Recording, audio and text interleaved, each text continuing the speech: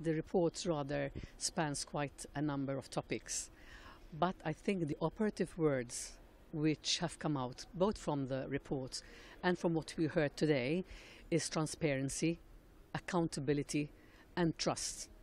And I think those are three words which I think are very, very important. You have to keep in mind that if we don't have trust and we're not accountable and there's no transparency, then the citizens, we are not doing our job.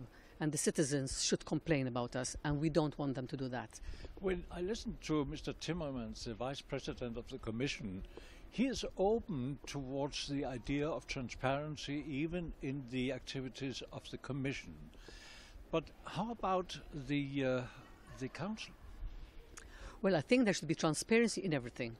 Although we have to also remember that there are instances where confidentiality must also be protected, especially in delicate situations of negotiations. So while we're asking for transparency, we have to be also understanding that sometimes confidentiality is also important, but only when it is protecting democracy. So yes, I think the Commission has to be transparent, the Council has to be transparent, the Parliament has to be transparent. I think that is a very, very important word. Not easy to achieve, but it must be achievable. There's also a focus on the transparency when it comes to lobbyists at the Parliament, at the Commission. They have to be registered, that's fair enough.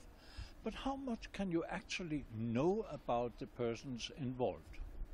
Well, I think that an MEP who is proud of his or her job should make it a point to know whom they are speaking to. I do that. If somebody makes an appointment with me, I want to know who they are, where they come from, and what they're going to speak about. Myself, I do keep a register of who comes to speak to my office, and I don't speak to anyone on my own. And that ensures that that I do not abuse or they do not abuse of the position or of the meeting. And I think that is very important in what happened in past years, in the accusations that happened in past years and the scandals that happened in past years. And I think, yes, lobbyists have the obligation to inform the persons they're speaking who they are. They have to be honest, and the MEP has to ensure that they know who they're speaking to. The national ombudspersons, they have two ways of using their job. They can either listen to what is asked for by the citizens or take up themselves what they are looking for or should go into depth with. How is it working when it is the EU ombudsperson? Well, I think the Office of the Ombudsman is inundated with complaints.